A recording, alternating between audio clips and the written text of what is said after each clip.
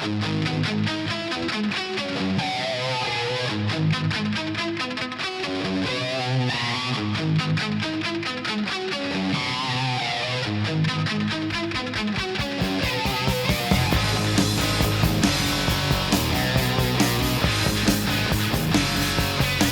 guys, welcome to Florida Prepper, where we celebrate God, guns, guitars, and all things cool to dudes and dudettes.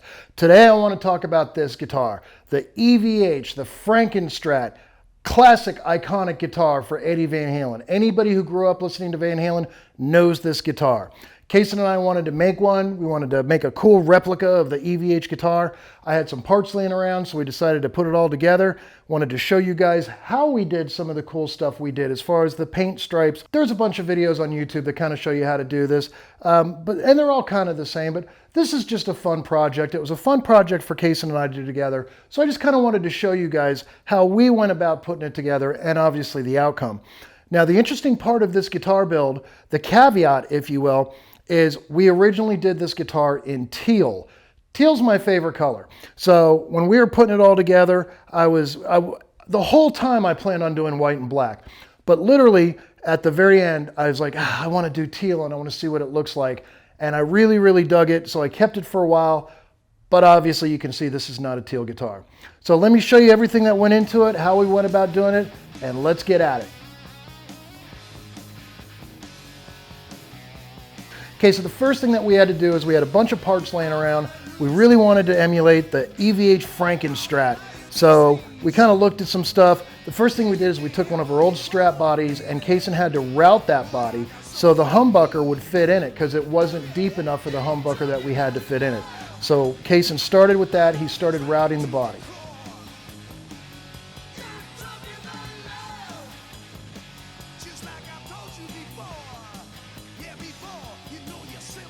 What it is? Show her.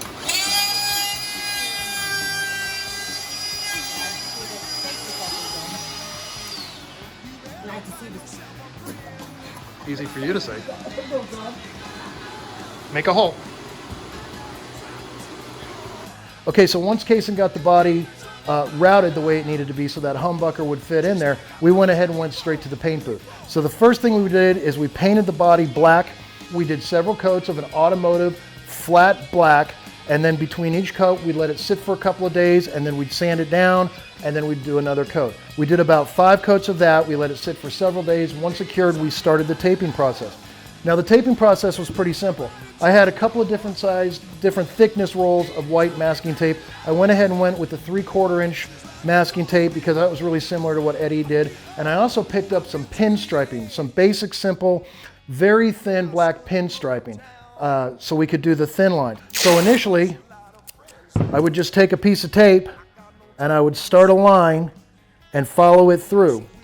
And started at the horn and then just started working our way. Obviously, we had printed pictures off the internet of Eddie's Frankenstrat, so we followed it as closely as we could. We literally printed a picture of it so we could really get pretty close to it.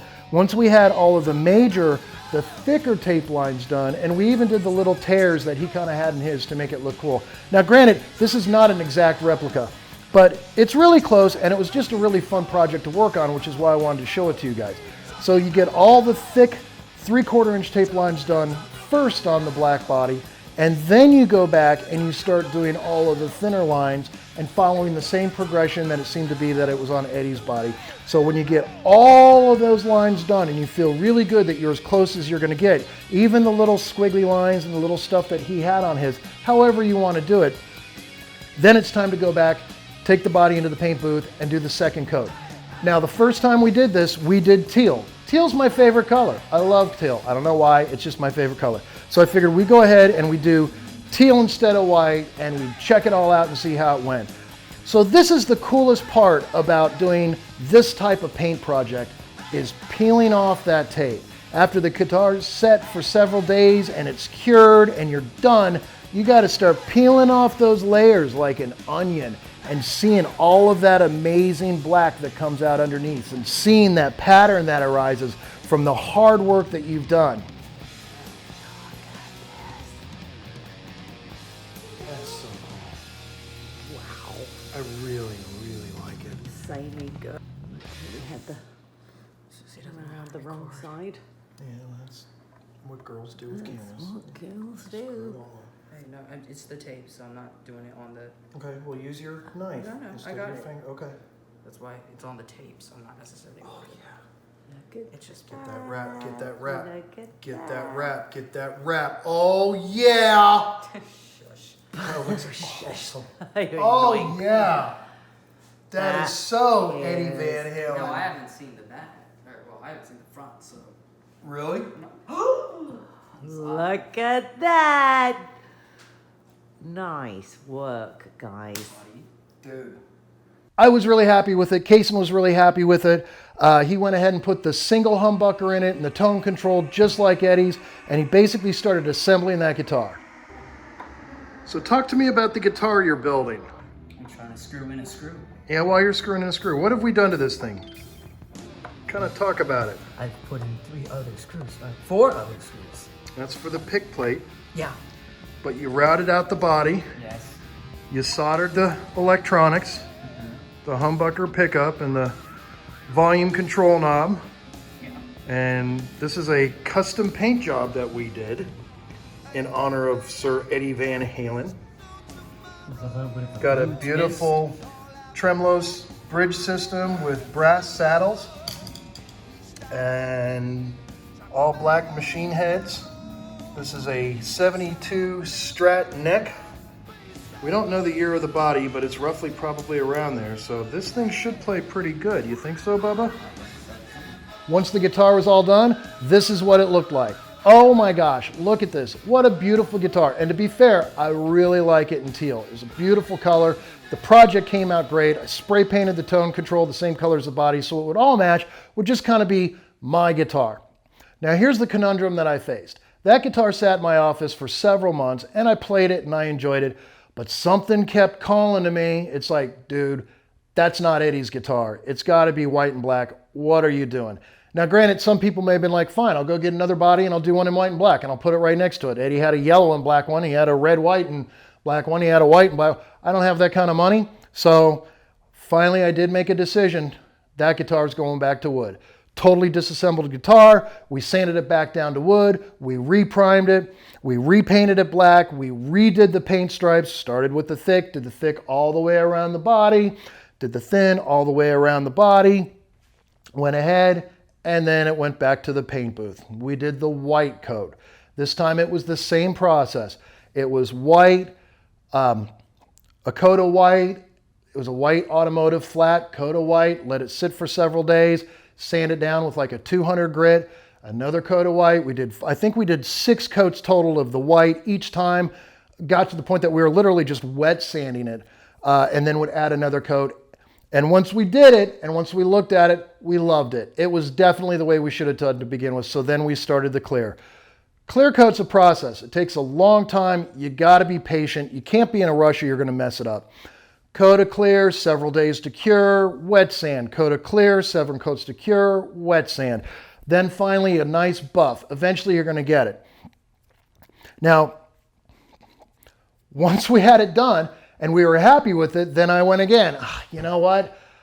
I don't think I want to do just the humbucker in it. I had this humbucker, single coil, with all the tone controls and the volume already wired from another guitar. I'm like, I think I'm just going to do that because it's going to give me so much more flexibility and so much more different variations in sound with the guitar.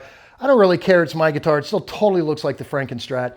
I think I'm going to go that route. And literally a couple of days later, one of my buddies like, hey, do you want this humbucker? I'm not using it. And it was an Eric Johnson humbucker. Awesome pickup. Expensive pickup. Just gave it to me. I'm like, okay, definitely. So I put the humbucker, we soldered the humbucker into this rig setup and installed it. And here's how it sounds.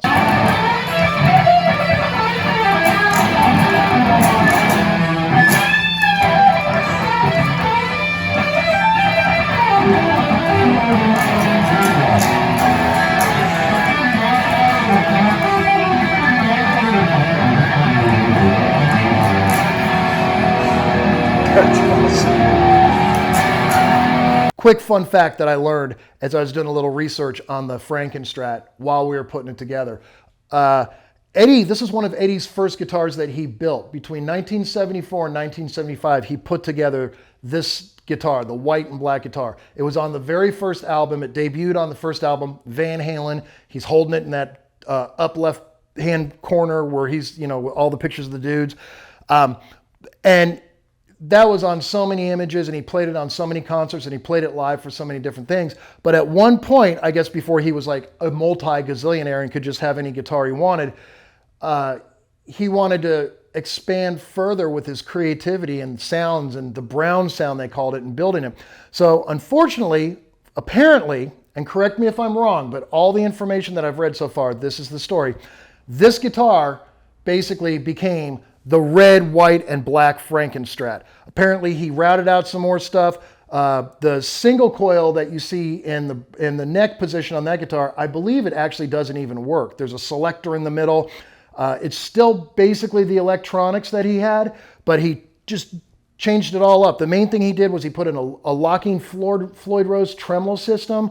So he added some stuff. He really beefed it up and then added the red to already the black and white to make the quintessential red Frankenstrat that you see in all the pictures today. There's tennis shoes that look like that now. There's outfits that look like that now.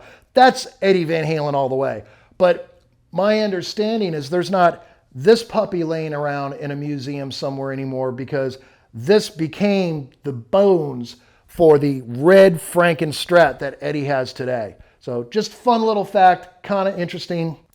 So all in all, I'd say this was a really successful project. Yeah, I went through a couple color variations and a couple pickguard assembly variations, but to be fair, I love this guitar. This guitar sounds amazing. The maple neck, this is a 72 Strat maple neck that I have on there. The neck alone is almost $2,000 in the condition it's in. Everything about this guitar just plays amazing. It hums. It's a great project. I'm really glad we did it. I'm glad I was kind of patient with the colors and the decisions I made. Sometimes these things, they take time. It's okay, we're not in a hurry. We're doing it for fun. I'm thrilled I got to do this project with my son. He loves it. He plays this guitar all the time. So until next time, love your God, love your family, love your friends, be honest, be faithful, and we'll see you on the next one. Hey guys, thanks for being a part of Florida Prepper, where we celebrate God, guitars, guns, and everything cool to dudes and dudettes. If you keep watching, I'll keep submitting new, fun, educational videos. Also, please watch my documentary, my award-winning documentary, Skyway Down, which is, I'll put a link on my channel too, so you can watch it for free. It's about suicide and suicide jumpers off the Tampa Skyway Bridge. It's very powerful, so please give that a watch if you'd like. Also, please check out my book. I finished writing a book called Shoot to Thrill, The Life and Times of a Reality TV Cameraman. You can basically be behind the scenes of my entire career, working for the TV show Cops, working for National Geographic. Once again, a link down below to pick up my book. Enjoy it, and thanks for being a part of Florida Prepper.